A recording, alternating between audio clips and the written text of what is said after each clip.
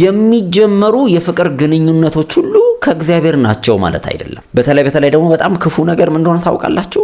በጣም ትክክል የሚመስሉ ሪሌሽንሺፕ ነገር ግን በጣም አደገኛና የተጠነሰሱ እናንተ በምትፈልጉት መልክ መስለው የቀረቡ ግን አጋንንታዊ የሆኑ ጓደኝነቶች አሉ።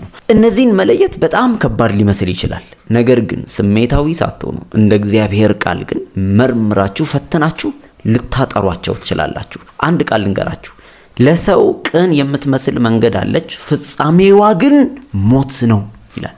ስለዚህ ቅን የሚመስል ጓደኝነት፣ ቅን የሚመስል እጮኝነት ውስጥ ያላችሁ ፍጻሜው ግን ሞት የሆነውን ነገር የናንተን ሐሳብ የናንተን ምርጫ ሳይሆን የእግዚአብሔርን ሐሳብ ለማግኘት ይሄ ቪዲዮ እንደሚጠቅማችሁ ምንም አልጠራጠርም።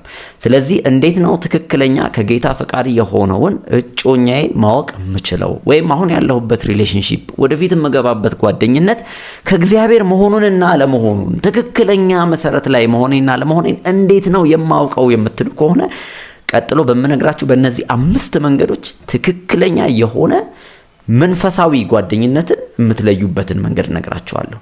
ዝግጁዎች ናችሁ? ወደ ቪዲዮ።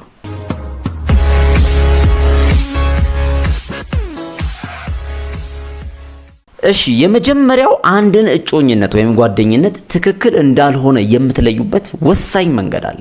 እሱም የገባችሁበት እጮኝነት ወይም ጓደኝነት በጥቅም ላይ የተመሰረተ ነው ወይ የሚለውን መለየት ትችላላችሁ። ይሄ ነገር በጣም ልታዳምጡኝ ይገባል። በተለይ ሰዎች ፍቅር ሲይዛቸው ብዙ ጊዜ የሚያደርጉትን አያውቁም። የተሳሳተ መንገድ እንኳን እየገሰገሱ እንዲሁ በእውርነት ይጓዛሉ። ፈረንጆች ጥሩ አባባል አላቸው፣ ላቪዝ ብላይንድ ይላሉ። ብዙ ጊዜ ፍቅር የያዘው ሰው እውር ይሆናል። እየተደረገበት እንኳን ያለውን ነገር አያውቅም። ስለዚህ እጮኛሽ ወይም እጮኛህ በተለያየ መንገድ ካንተ ስፔሻል የሆነ ጥቅም የምትፈልግ ከሆነ ማለት ለጥቅም ብላ አንተ ጋር እንደቀረበች መለየት ወይም ለጥቅም ብሎ አንቺ ጋር እንደቀረበ መለየት መቻል አለባችሁ። ምን ያህል ለእናንተ ከጊዜው፣ ከገንዘቡ፣ ከሐሳቡ ሼር ያደርጋችኋል? ምን ያህል ላንቺ ዋጋ ይከፍላል? ምን ያህል ላንተ ዋጋ ትከፍላለች ነው? ወይስ የሆነ ነገር እስኪያገኝ ድረስ ይነዘንዝሻል ወይም ትነዘንዝሃለች ወይ? ብዙ ጊዜ በተለይ እንዲህ አይነትን ፍቅር የሚያበላሸው በመካከል ላይ አንደኛው ወገን የገንዘብ አቅራቦት የሚያመጣ ከሆነ ነው። ወደዛ ሰዎች ሁለት ጮኛሞች ከመድረሳቸው በፊት መጀመሪያ ያ ነገር ባይመጣስ እነዛ ሰዎች ይቀራረባሉ? ወይም ያ አንቺ ጋር ያለው ሰውዬ ገንዘብ እያልሰጠሽውስ ቢሆን የምታቀርቢለትን ገንዘብ ብትገድቢስ ካንቺ ጋር ያለው ግንኙነት ይቀጥል ይሆን? ሴቷስ ብትሆን የምትሰጣትን ገንዘብ የምታቆምባት ከሆነ ካንተ ጋር ያላት ሪሌሽንሺፕ ይቀጥል ይሆን? አንድ ጮኛሞች ወይም ባለትዳር የሆኑ ሰዎች ወደፊት ገንዘብ ሼር ማድረጋቸው በጣም መልካም ነገር ነው። እሱም ቢሆን የሚሰጠው እሷም ቢሆን የሚሰጠው ይሄ ችግር የለበትም። ነገር ግን ገና ጮኝነት እድገት ላይ ያለ ከሆነ ገና መቀራረባችሁ ሳይጠነክር ገንዘብ ጥቅም ፍለጋ ወደ እናንተ ጋር የሚመጣ ከሆነ ፕሊዝ ዶንት ቢ ብላይንድ፣ እውሮች እንዳትሆኑ። በኋላ ነግሮኝ ነበር እንዳትሉ። በጣም ብዙ ጓደኝነቶችን አውቃለሁ በገንዘብ ጥቅም ላይ የተመሰረተ። የሚያሳዝነው ደግሞ አብዛኞቹ እያወቁ ለዛ ጥቅም እንደተቀራረቡ እያወቁ ዝም ብለው ያንን ጓደኝነት ይቀጥሉታል። ብዙዎቹ ደግሞ ልክ ይሄ ነገር ጣሪያ ሲደርስ ሲፈርስ አይቻለሁ። በጣም ብዙ ሴቶች በተለይ ሌላ አገር ላይ የሚኖሩ ሴቶች በቃ ፍቅር ይይዛቸዋል ከሆነ ወንድ ጋር በቨርቹዋሊ ከሚተዋወቁት በኦንላይን ከሚተዋወቁት ጋር። ከዛ የብዙ ዓመት የሚሰሩበትን ይገፈግፋሉ፣ ይልካሉ። ይሄንን አስፈልጎኝ ነው ይሄን ምናምን እያላቸው ይልካሉ።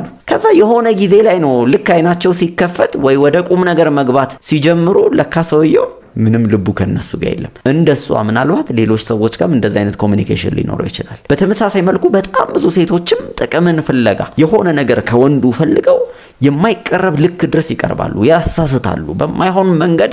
ከዛ ሰውዬ ልክ እንደ ኤቲኤም ማሽን ማለት ነው ጠቅ እያደረጉ ያወጣሉ። ያስፈልገኛል እያሉ። እንዲህ አይነት ሪሌሽንሺፖችን የምታውቁበት አንዱ መንገድ ምን ያህል ነው እሱ ለኔ እየተሰጠ ያለው፣ እሷ ለኔ እየተሰጠች ያለችው። ይሄ ነገርስ ቢቆም ቢገታ ይሄ ጓደኝነት ይቀጥላል? እውነተኛ ፍቅር ሳክሪፊሻል ማለት ሰልፍለስ፣ ይሄ ሰልፊሽነት ፍላጎትን ማሟላት ሳይሆን እውነተኛ ፍቅር ማለት ለሌላው ሰው እልፍ ብሎ የሆነ ነገር እስከ መስጠት መሄድ ነው። በዛ መንገድ የማይወድሽ ከሆነ በዛ መንገድ የማትወድህ ከሆነ ትክክለኛ ፍቅር እንዳልሆነ እወቅ። የቀረበችህ ወይም የቀረበሽ አንዳች ነገር በመካከላችሁ ስላቀራረባችሁ ነው። ገንዘብ ወይ ጥቅም፣ የተለያዩ ጥቅሞች፣ ሴክስም ሊሆን ይችላል። የግብረ ስጋ ግንኙነት ፈልጎም ሊሆን ይችላል፣ ፈልጋም ሊሆን ይችላል። ስለዚህ መጀመሪያው የምትለዩበት ሰልፍለስ የሆነ ወይም በጥቅም ላይ ያልተመሰረተ መሆኑን እርግጠኛ ሁኑ። ሁለተኛውና ማስተር የሆነው ከሁሉም በፊት ደግሞ ሊቀድም የሚገባው ወሳኙ መለያ መንገዳችሁ ምን እንደሆነ ታውቃላችሁ? የውስጥ ሰላም። ከአንድ ሰው ጋር በምትሆኑበት ጊዜ በውስጣችሁ ሰላም፣ መረጋጋት፣ እርጋታ፣ እረፍት የማይሰማችሁ ከሆነ ምልክት ነው። በውስጣችሁ መንፈስ ቅዱስ እየተናገራችሁ ነው። አደገኛ አጥር ውስጥ ገብታችኋል፣ ልትጠመዱ ነው። ዳንጀር ሳይን እያሳያችሁ ነው። ስለዚህ ምንድነው ማድረግ ያለባችሁ? ማምለጥ። መጽሐፍ ቅዱስ ዳዊት ስለ እግዚአብሔር አመራር ወይም ስለ እግዚአብሔር እረኝነት ሲናገር ምንድነው አንዱ ያለው? በእረፍት ውሃ ዘንድ ይመራኛል። እግዚአብሔር ይሄ በድፍርስርስ ድብልቅልቅ ያለ ስሜት ውስጥ ከሆናችሁ ምልክት ነው ማለት ነው። እግዚአብሔር እየመራችሁ አይደለም ያንን መንገድ። የውስጥ ሰላም ማለት አልቲሜት የሆነ የእግዚአብሔርን ሐሳብ የምትለዩበት መንገድ ነው። መጽሐፍ ቅዱስ በአንደኛ ቆሮንቶስ ምዕራፍ 14 ላይ በጣም ደስ የሚለኝ ቃል አለ። እንደዚህ ይላል፣ እግዚአብሔር ይላል ቁጥር 33 ላይ የሰላም አምላክ ነው እንጂ የሁከት አምላክ አይደለምና በቅዱሳንም አብያተ ክርስቲያናት ሁሉ እንዲህ ነው ይላል። ስለዚህ እግዚአብሔር የሚመራው ነገር፣ እግዚአብሔር የሰጣችሁ ያ እጮኛ፣ ያቺ እጮኛ ከእግዚአብሔር ዘንድ ከሆነ እግዚአብሔር እንግዲህ የሰላም አምላክ ነው። ስለዚህ በጓደኝነት ውስጥ ሆናችሁ ውስጣችሁ እርብሽ የሚል ሰዎች ካላችሁ፣ ሰላም የማይሰማችሁ፣ ይሄ ነገር ግን ልክ አይደለም የሚል ስሜት ውስጥ ያላችሁ፣ መረጋጋት ያቃታችሁ፣ በቃ ለመወሰን ሁለት ልብ ውስጥ እየሆናችሁ ከሆነ ፖዝ አድርጉት። ወርዚ ነው፣ ፖዝ አድርጉት። በጣም ብዙ ነገር ርቃችሁ ከመሄዳችሁ በፊት ምናልባት ሪሌሽንሺፑ መንፈሳዊ ጥሩ ሊመስል ይችላል በሰው እይታ። የውስጥ ድምጽ ግን ምን ይላል? በጣም ብዙ ሰዎች በሚያሳዝን ሁኔታ ይህንን የውስጥ ድምጻቸው ስሜቴ ነው እንደዚህ ስለሆነ ነው ብለው ምክንያት ሰጥተው ያዳፍኑታል። ስለዚህ ብዙ ጊዜ ለመጮህ ይሞክራል። መንፈስ ቅዱስም ቢናገራቸው ይናገራል። በግድ ስላዳፈኑት ጸጥ ይላቸዋል። ለምኞታቸው ለፍላጎታቸው አሳልፎ ይሰጣቸዋል። ስለዚህ ምንም ማድረግ አይችልም። ሮንግ ወደ መተሰቃቀለ ህይወት ውስጥ ሰዎች ይገባሉ። ስለዚህ የውስጥን ሰላም መከተል በጣም ወሳኝ ነው። በሌላ ክፍል ላይ እግዚአብሔር ህዝቡን በሰላም ይመራቸዋል ይላል። ስለዚህ ውስጣችሁ ሰላም፣ መረጋጋት፣ ትክክለኝነት፣ እርግጠኝነት እስካልተሰማችሁ ድረስ ወርዚ አይደለም። ወደ ሌላ ነገር ያ ነገር ወደ ትዳር ከማደጉ በፊት ስር ከመስደዱ በፊት ፖዝ አድርጉት። ምናልባት ጊዜውም ላይ ሆነ እኮ ይችላል። ሰዎቹ ልክ ሆነው ጊዜው ግን ላይሆን ይችላል። ፖዝ ማድረግ በጣም ወሳኝ ነገር ነው። ወደ ሶስተኛው ነጥብ እንምጣ። ይሄም የሚናቅ ያልሆነ ከዋናዎቹ ነጥቦች መካከል አንዱ ነው። አሁን ያላችሁበት ጓደኝነት፣ እጮኝነት ወይም እየጀመራችሁት ያለው ነገር ከእግዚአብሔር ያርቃችኋል ወይስ ወደ እግዚአብሔር ያቀርባችኋል? ባጭሩ መንፈሳዊ ሰዎች እያደረጋችሁ ነው ወይስ ከመንፈሳዊነት ወደ ስጋዊነት እየተለወጣችሁ ነው? ይሄም አንዱ ምልክት ነው። እዛው ሁለተኛ ቆሮንቶስ ምዕራፍ 6 ላይ እንደዚህ የሚል ቃል አለ። ሁለተኛ ቆሮንቶስ ምዕራፍ 6 ቁጥር 14 በማይመች አካሄድ ከማያምኑ ጋር አትጠመዱ፣ ጽድቅ ከአመጽ ጋር፣ ብርሃን ከጨለማ ጋር ምን አለው ብሎ ይናገራል። ምን ማለት ነው? የማይመች አካሄድ ማለት ይሄ መጠመድ፣ ልክ በሬዎች ሁለት በሬዎች አይደለ አንድ ቀንበር ተጭኖባቸው ለሁለት የሚያርሱት፣ በቃ ወደ ትዳር ምናምን የሚገባ ሰው ወይ ጓደኝነት በጣም ቅርርብነት ያለው ውሎ ማለት አንድ ላይ የሆነ ቀንበር ተሸክሞ ማረስ ነው። እግዚአብሔር የሰጠን ሚሽን አለ፣ እሱ ነው የምናርሰው። ታዲያ እግዚአብሔር የሰጠንን ሚሽን በአንድ አይነት ልብ በአንድ አይነት መንገድ መጠመድ ያለባቸው በሬዎች ናቸው። አስቡት፣ ሁለት በሬዎች ተጠምደዋል። አንደኛው ወደዚህ መሄድ ነው የሚፈልገው፣ አንደኛው ወደዚህ ነው መሄድ የሚፈልገው። እንዴት ነው የሚሆነው? አይደለም ሊያርሱ፣ እርስ በእርስ በጣም ከባድ ጫና ውስጥ ነው የሚገቡት። ጉልበታቸውን ነው የሚጨርሱት። ድክም ነው የሚሉት፣ ይጓተታሉ። እና አሁንም ልንገራችሁ፣ መንፈሳዊነታችሁን እስክታጡ ድረስ ወደኋላ የሚጎትታችሁ ነገር ካለ የተጠመዳችሁበት ነገር በማይመች አካሄድ ነው። ከማያምን ሰው ጋር ነው የተጠመዳችሁት። የማያምን ሰው ጋር መጠመድ በጣም አደገኝነት አለው። አሁንም ምነግራችሁ በሚያሳዝን ሁኔታ ይህንን ቪዲዮ እንኳን እየተመለከቱ ብዙ ሰዎች አስተያየት ሊጽፉ ይችላሉ። በጣም ብዙ ሰዎች ልክ ነው ብለው ችግር የለውም ወደፊት ይቀየራል ይስተካከላል ብለው የማይመች አጠማመድ ውስጥ ገብተዋል። በዚህ ምክንያት ብዙዎች ትዳራቸው እስኪፈርስ ወይ በብዙ መከራ ውስጥ በትዳር ውስጥ ዋጋ ከፍለው የሚኖሩ ሰዎች አሉ። ቢነገር ሰው ቅድም እንዳልኳችሁ ላቭ ኢዝ ብላይንድ የፍቅርን ህይወት ሰው የሚገባው እንዲሁ በቃ ብላይንድ ሆኖ በፍቅር ብቻ ላይ ተንጠልጥሎ ነው። በፍጹም አይደለም። በጥበብ በዓላማ ካልተቋጨ ፍቅር አደገኛ ሊሆን ይችላል። ጥበብና ዓላማ ግን ያንን ነገር ውበት ይሰጠዋል፣ ትክክለኛ ያደርገዋል። ስለዚህ አንዱ የእግዚአብሔር ጥበብ ምንድነው? እግዚአብሔር ከማያምኑ ጋር እንድንጠመድ አይፈልግም። በጣም ብዙ ምክንያት ስላለው ነው። እናንተ አሁን ልትረዱት አትችሉም። ሰፊ ነው። በዚህ ጉዳይ ላይ ቪዲዮ መስራት ሁሉ አስባለሁ። ከነሱ ጀርባ የማያምነው ሰው ሲመጣ ወደ እናንተ ሰውየው ብቻ አይደለም የሚመጣው። በዛ ሰውዬ አክሰስ ያለው ወይም በር ያለው ኪዳን አለው፣ የራሱ ኪዳን አለው። እሱ የኖረበት የተወለደበት ያደገበት ብቻ ያልፈረሰ ኪዳን አለ፣ እሱ የሚኖርበት ባክግራውንድ። በሱ ኪዳን አማካይነት ከእናንተ ጋር ኪዳን መግባት ስትጀምሩ፣ እንደዚህ አይነት ትስስሩ ስትገቡ እናንተን አታክ ለማድረግ እድል ፈንታ ያገኛል ሰይጣን። ስለዚህ ከሱ ጀርባ ያለ ጠንካራ ነገር አለ። ሰፊ ነገር ነው። አሁን በአንድ ደቂቃ በሁለት ደቂቃ ሌላ ርዕስ ስለሆነ ላስተምራቸው አልችልም። ግን የፈለገ ይምጣ አንድ ሰው አማኝ ካልሆነ በፍጹም ላንቺ አይጠቅምሽም፣ ላንተ አትጠቅምህም። ከናንተ በፊት ይሄ ሰው የሚያስፈልገው ጌታ ነው። መጀመሪያ ካንቺ በፊት ይሄ ሰው የሚያስፈልገው ጌታ ነው። ካንተ በፊት የሚያስፈልጋት ጌታን ነው። ጌታዋ ጋር ያልተዋወቀች ካንተ ጋር ምን ሰራለች? የሞተላትን የተሰቀለላትን ጌታ ያልተቀበለች፣ ለሱ እጇን ያልሰጠች ላንተ እንዴት ነው እጇን የምትሰጠ? እንዴት ብለህ ታምናታለህ? እንዲች አይነቷን ሴት ለእግዚአብሔር ያልታመነ ለኪዳኑ ያልታመነ ሰው እንዴት ነው ላንቺ የታመነ የሚሆነው? ወደፊት እንዴት ነው አንቺን ተንከባክቦ ታምኖ ፈርቶ እግዚአብሔርን ፈርቶ እንዴት ነው ካንቺ ጋር መቀጠል የሚችለው? አሁን በብዙ አባባይ ቃላት ልክ እንደሚመስል ጉዳይ ተናግሮ በብዙ ነገር ልትጣመዱ ትችላላችሁ። ግን it's very dangerous። ሐዋርያው ጳውሎስ ሲመክር ምን አለ? በጌታ ይሁን እንጂ ነው ያለው። መጀመሪያ ክራይቴሪያው ይሄ ነው ሰዎች እንዲያገቡ ሲናገር። ስለዚህ በጌታ መሆን ራሱን የቻለ ጠንካራ የሆነ ኪዳን ነው። ከሱ ውጪ ነኝ ራሱ ቢል ማለት ነው መንፈሳዊ ያደርግሻል ወይ? ነኝ በጌታ ነኝ ራሱ ብትል የእውነት ወደ እምነት አስጠግቶቻል ወይስ የበለጠ ኢንቲሜሲያችሁ ከእግዚአብሔር ጋር ያላችሁ ትስስር፣ የጸሎት ህይወታችሁ፣ የአምልኮ ህይወታችሁ፣ ለቤተ ክርስቲያን ያላችሁ መሰጠት፣ እግዚአብሔርን ለማገልገል ያላችሁ ጥማት ግን እየተሰረቀ ከሆነ አንድ ነገር አስተውሉ። ከሱ ጀርባ እያደከመሽ ያለ፣ ጉልበትሽን እየበላ ያለ፣ ከሷ ጀርባ ሆኖ እናንተን እየበዘበዘ ያለ፣ መንፈሳዊ ነገራችሁን እየሰረቀ ያለ አካል አለ ማለት ነው። ብቸኛው መንፈሳዊ እንዳትሆኑ የሚፈልግ አካል ማን ነው ካላችሁ ዲመን ነው። ስለዚህ እነዚህን ሰዎች ተጠቅመው ወደ እናንተ ቤት እየገባ ነው። ቶሎ አስወጡት ከቤታችሁ፣ ቶሎ አስወጡት። ኮምፕሮማይዝ አመቻማቾች እንዳትሆኑ እባካችሁ። ተረድታችሁኝ? እስቲ ይሄ ነገር ከገባችሁ ከተረዳችሁ አሁኑኑ እሺ እታዘዛለሁ ብላችሁ ጻፉ። እንዲሁ በጌታ ፍቅር ይሄን ቃል ኪዳን አድርጉ ለራሳችሁ። ኢዮብ ትዝ ይላችኋል፣ ምዕራፍ 30 ላይ ይመስለኛል። ከአይኔ ጋር ቃል ኪዳን አደረግኳልና ወደ ቆንጆይቱ ሴት ላልመለከት አለ። ቃል ኪዳን አድርጉ ከራሳችሁ ጋር ማለት ነው። ስለዚህ እሺ በሉ፣ ታዘዙ፣ እሺ በሉ። እሺ አራተኛው ደግሞ ያ ሰው ከእግዚአብሔር መሆኑን የእግዚአብሔር ፈቃድ አለመሆኑን የምናውቅበት መንገድ የዓላማ መጣረስ ነው፣ ወይም ደግሞ እርስ በርስ አለመጋጠም ነው። በቃ ሁሉ ጊዜ አንዴና ሁለቴ ያሉ ግጭቶች ሳይሆኑ ሁሉ ጊዜ ካንቺ ፐርፐዝ ጋር ካንተ ፐርፐዝ ጋር የማትሄድ አይነት ሰው ከሆነች በቃ ይሄ ራሱ ምልክት ነው፣ በቂ። ምክንያቱም በህይወት ላይ ተቃቅፋችሁ እጅ ለእጅ ተያያዛችሁ ልትኖሩ አይደለም። ትዳር ፐርፐስፉል የሆነ ሚሽን ነው። ከዚህ በፊት ብዙ ጊዜ እንደዚህ አይነቱን ነገር ለሰዎች ለማስረዳት ሞክራለሁ። ትዳርን እንደ ሚሽን ነው ማየት ያለባችሁ። ተልእኮ፣ የእግዚአብሔር ተልእኮ ነው። ስለዚህ በዚህ ሚሽን ውስጥ ደግሞ ዓላማ ያስፈልገዋል። ልክ አንድ ድርጅት እንኳን ወደ በር መግቢያ ስትገቡ የሚጻፉ ነገሮች አሉ። ሚሽን፣ ቪዥን፣ ጎል ተብሎ ይጻፋል። ራዕይ፣ ዓላማውና ግብ ተብሎ ይጻፋል።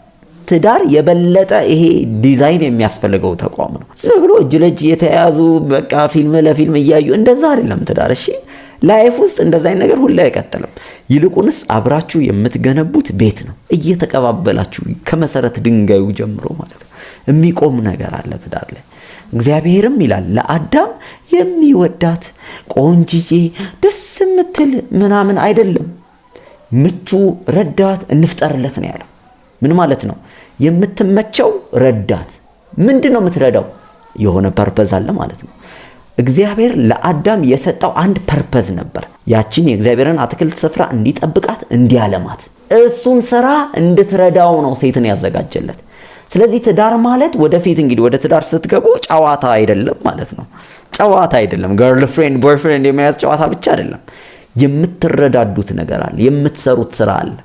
ስለዚህ በፐርፐዝ በጎል ዙሪያ የማይመች አካሄድ ከሆነ ሁለታችሁም ጋር ያለው እሱም የሚፈልገውና አንቺ የምትፈልጊው ፈጽሞ የተለያየ ራእያችሁ የተለያየ ቪዥናችሁ የተለያየ ነገር አላማችሁ አራምባና ቆቦ ከሆነ በቃ አሁን ለዚህ ጊዜ እንድትሰጡት ነው። ይሄ ነገር በቃ አይመስለኝም። እናንተ አብረን መሮጥ የምንችል አይመስለኝም። the same feathers fly together ይባላል። አንድ አይነት ክንፍ ያላቸው አንድ ላይ ይበራሉ ይባላል። ለዛ ነው ወፍና ንስር አንድ ላይ የማይበሩት። አቅማቸው እኩል አይደለም። ንስር በላይ በከፍታ ነው የሚበራው። ንስር ለዛ ነው ንስርን የሚያገባው ንስር የሚወልዱት። ልክ እንደዛ ነው። ከናንተ ፐርፐዝ እና ራእይ ጋር የሚሮጥ ሰው ሲመጣ ተመሳሳይ የእግዚአብሔርን ስራ ታፈጥኑለታላችሁ አይደል? ስለዚህ ምናልባት አንዳንድ ሰው ይስተካከላል፣ ወደዛ ሩጫ ሊመጣ ይችላል። ምናልባት አስተዳደጉ ምንም የእናንተ ሰው ሆኖ ግን በዛ መንገድ ራሱን ላይቃኝ ይችላል። ግን ወደዛ መስመር ይመጣል ወይስ ስታዩት አብራችሁ በቆያችሁበት ጥቂት ጊዜ ውስጥ የመሰራት ነገር አለው ወይ? በዚህ ምልክት ታውቃላችሁ። ስለዚህ ፐርፐዝ ወሳኝ ነገር ነው። ትንቢተ አሞጽ ምዕራፍ 3 ቁጥር 3 ላይ እንዲህ የሚል ቃል በውኑ ሁለት ሰዎች ሳይስማሙ በአንድነት ይሄዳሉን ይላል። ስለዚህ ይሄ መስማማት በአንድ ላይ ለመሄድ የሚጠቅማችሁ ትልቅ ሴክሬት ነው ማለት ነው። ስለዚህ በመካከላችሁ ያለው ኦፖዚሽን አለመብዛት፣ በፐርፐዝ ጉዳይ ላይ ያላችሁ መስማማት ትልቅ ነገር ነው። አምስተኛው ይሄ ምናልባት በሂደት ውስጥ ሊስተካከል ይችላል፣ ግን እንደ ምልክት ማያዋለው ነው። በጣም በመካከላችሁ የግጭቶች ጥንካሬና ግጭቶች ያላቸው አቅም በእናንተ መካከል፣ ከዛ ደግሞ ግጭት አፈታት መንገዳችሁ ምናልባት ይሄ ነገር ይወስነዋል ከናንተ ጋር ያለውን ሰው። ገና ጋብቻ ውስጥ ሳትሆኑ በፊት በጣም ከባድ ቃላቶችን የምትነጋገሩ ከሆነ የሚረግጥሽ ከሆነ የሚመታሽ የምትደባደቡ ያንን መሐከላችሁ ያለውን ግጭት ለሌላ ሰው አሳልፎ እስከ መናገር አቢዩዝ የሚያደርግ ሰው ከሆነ ምልክት ነው። ነገ ትዳር ውስጥ ቢሄድ ይሄ ነገር ምን ያህል የከፋ ሊሆን እንደሚችል እንድታስተውሉ ሂንት እያያችሁ ነው። ያ ማለት ግን ግጭት አይኖርም ማለት አይደለም። በጓደኝነት ውስጥ እንዲያውም እኔ ሰዎችን ስመክር እኔም ትልቅ የተማርኩት እውነት ሰዎች ወደ ትዳር ከመግባታቸው በፊት መጋጨት አለባቸው በተደጋጋሚ። ትክክለኛ ነገር ነው። ለምን መሰላችሁ? ከተጋጩ በኋላ ያንን ግጭት የሚፈቱበት መንገድ በጣም ወሳኝ ነው። ምክንያቱም እነዚህ ሰዎች ወደ ትዳር ከገቡ በኋላ ግጭት የሌለ እንዳይመስላቸው ማለት ነው። በጣም በተደጋጋሚ ግጭት ይኖራል። በተለይ ትዳር የመጀመሪያዎቹን ዓመታት እነዚህ ብዙ ሰዎች ሶሻል ሚዲያ ላይ ምናምን ወጥተው ሆዴ ማሬ ሲባባሉ የሚያዩትን እያያችሁ እንዳትፈላሰፉ። በጣም እሱ ነገር ፊት ለፊት የምታዩት ነገር አብዛኛው የተቀመመ ነው። በቃ ድራማቲክ የሆነው ፓርት ነው። ሰዎቹ ወዳጆች በሆኑበት ሰዓት የሚሰሩት ነው። ማንም ሰው ደግሞ የቤቱን ጉድለት፣ ክፍተት፣ ግጭቱን አውጥቶ ማሳየት አይፈልግም። ግን ወደ ጀርባ ስትመለከቱ ብዙ ግጭቶች አሉ። የትኛውም ትዳር ሰክሰስፉል ትዳር ውስጥ ግጭት አለ፣ ግዴታ ነው ይሄ። ትልቁ ግን ዊዝደም ግጭት አፈታት መንገዳቸው ነው። እነዚህ ሰዎች ወደፊት 50 60 70 ዓመት የሚኖሩ ናቸው እና ላይ ጋጩ ነው። ታዲያ እህትና ወንድም እንኳን እኮ ተጣልቷል፣ ከአንድ ማህፀን ይወጣ አይደል? ደግሞ ባልና ሚስት የበለጠ የሚያጣላቸው ነገር ይኖራል ጮኝነት ውስጥም። ከግጭቱ በኋላ ግን የሰከነ አፈታት፣ ትዕግስት ያለበት፣ ይቅርታ መባባል ያለበት ነው ወይ? ካልሆነ ግን በጣም ገና የካራክተር መሰራት ስለሚያስፈልገው አሁንም ይሄ እጮኝነት ጓደኝነት ፖስት ተደርጎ መታየት አለበት። ምናልባት ልክ ላይሆን ይችላል፣ ማትገጥሙ ልትሆኑ ትችላላችሁ። ስለዚህ ፖዝ የምትለው አነክታችሁ እስቲ እንተያይ፣ ቆይ ይሄ ነገር ፖዝ ይሁን አይደል? በጣም በተለይ አቢዩዝ የሚደራረጉ ከሆነ ማለት ነው፣ በጣም መናናቅ ውስጥ የሚገቡ ከሆነ ከግጭቶች ጋር ተደራርቦ የሚናናቁ ከሆነ እሷን የሚንቅ እሱም የምትንቅ ከሆነ በጣም አደገኛ ነገር ነው። በተለይ ይሄ አብሮ ቢውልድ ያልተደረገ ነገር ካለ መናናቅ በጣም አብሮ ይመጣል። አብራችሁት የገነባችሁት ነገር ከሌለ ማለት ነው። ስፔሻሊ በአንደኛው ሳይድ ጥሩ ነገር ካለው አንደኛው ጥሩ ነገር ከሌለው እንደዛ ነው የሚሆነው። ምን ይባላል? አንድ አባባል አለ፣ በተደጋጋሚ የተረገጠች አበባ አታድግም ይላል። በተደጋጋሚ የሚረግጣሽ የምትረግጪው ከሆነ ኢሞሽናሊ፣ በሐሳብ፣ በአስተያየት፣ በትችት አያድግም። ያ ትዳር አያድግም። ሁሉ ጊዜ ሰበብ ምክንያት ሆኖ ክፍተቱ እየሰፋ እያደገ ነው የሚመጣው። እነዚህን አምስቱን ነግሬያቸዋለሁ። ከዚህ በላይ ግን ሰፊ ደግሞ ምልክቶች አሉ፣ ግን የሚስተካከሉት ይበዛሉ። ለዛ ነው ጠንካራ አድርጌ ጉዳዮቹን ያላመጣኋቸው። ለምሳሌ ለስት በጣም ብዙ ጊዜ ኢሞሽናሊ በስጋ ያለ ግንኙነቶች ላይ ብቻ ማተኮር ትክክለኛ መንገድ አይደለም። እንደዚህ አይነት ግን ብዙ ነገሮች ሊኖሩ ነጥብ ሊነሱ ይችላሉ። እስቲ ከናንተ መካከል እኔ ደግሞ ይሄ ነገር አልተናገርክም አንተ ቢኖር ጥሩ ነው፣ ይሄ ጥሩ መለያ ነው የምትሉትን ካለ አስቀምጡ። በተረፈ ግን እንዲህ አይነት ነገር ውስጥ ዘው ብሎ ከመግባት ይልቅ አንደኛ ዓላማችሁን ቀድማችሁ እወቁ። ትልቅ የምለው ነገር ነው።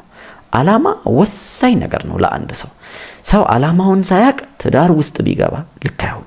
ምክንያቱም ዓላማውን የማያቅ ሰው ነው የሚሆነው። ዓላማ ከሁሉ ነገር ይቀድማል። እግዚአብሔር መጀመሪያ ለአዳም ዓላማውን ከነገረው በኋላ ነው የሚያስፈልገው በዛ ዓላማ ውስጥ አብሮት የሚሄድ ትዳር ያዘጋጀለት። ሁለተኛ ደግሞ በእግዚአብሔር ላይ ተደገፉ፣ በፍጹም ልብህ በእግዚአብሔር ተደገፍ ነው የሚለው መጽሐፍ ቅዱስ። በራስህ ማስተዋል አትደገፍ። ልባችንን እግዚአብሔር ላይ በእግዚአብሔር መታመን ላይ በማድረግ ውስጥ እግዚአብሔር የሚያዘጋጅልንን ትክክለኛ ሰው እንደሚያመጣው ተማመኑ። ሁለተኛው ይሄ ነው። ሶስተኛው ደግሞ ብዙ ጊዜ ደጋግሜ እንደምለው ከትዳር በፊት ከእጮኝነትም በፊት ጓደኝነት ይቅደም። በዛ ጓደኝነት ውስጥ ትክክለኛ ሰው መሆኑን የምታዩበት ትንሽ ኤክስትራ ታይም እንደማለት ነው። ኳስ ላይ ሃፍ ታይም አለ፣ ደግሞ ኤክስትራ ታይም አለ። እስቲ ፈተሽ የምታደርጉበት ትርፍ ጊዜ እንደተሰጣችሁ አስቡት። ስለዚህ በጣም ጥሩ ነው ይሄ። ከዛ ውጪ ዶንት ቢ ኢሞሽናል። ምንም ነገር መመስረት ያለባችሁ እንደ እግዚአብሔር ቃል ነው እንጂ በኢሞሽን ይሁሽ ወደድኩሽ ምናምን በሚለው አይደለም። እናንተ ደግሞ አስተዋይ የእግዚአብሔር ልጆች መሆን አለባችሁ። የምታገቡት ለጌታ ነው፣ ለራሳችሁ ፍላጎትና ጥቅም አይደለም። ለእግዚአብሔር ብላችሁ የምታገቡ ከሆነ ትልቅ ነገር ታተርፋላችሁ። በተረፈ ይሄ ቪዲዮ እንደሚጠቅም ካመናችሁበት ብቻ ለሁለት ሰው ለሶስት ሰው በተለይ ላላገቡ እጮኝነት ውስጥም ላሉ ሊሆን ይችላል ሼር ብታረጓቸው እንደሚጠቀሙ አምናለሁኝ። ምናልባት የምትታደጉት አንዳች ነገር ይኖራል። ከዛ ውጪ ግን በአስተያየት መስጫ ላይ ማንም ሰው ዝም እንዳይል አዳምጣችሁ እዚህ ድረስ የደረሳችሁ ወይ ቴንኪዩ ግራቲቲዩድ አሳዩ። በቃ ቴንኪዩ ከጠቀማችሁ ቴንኪዩ። የጎደለ ሐሳብ ካለ ይሄ ነገር ቢነሳ፣ ያልተመቻችሁም ነገር ካለ ሸሚዝህን አስተካክል ከሆነ አስተካክላለሁ። በተረፈ ተባረኩልኝ። በጣም ነው የማመሰግነው እስካሁን ድረስ ቆይታችሁ ስላዳመጣችሁ። መልካም ጊዜ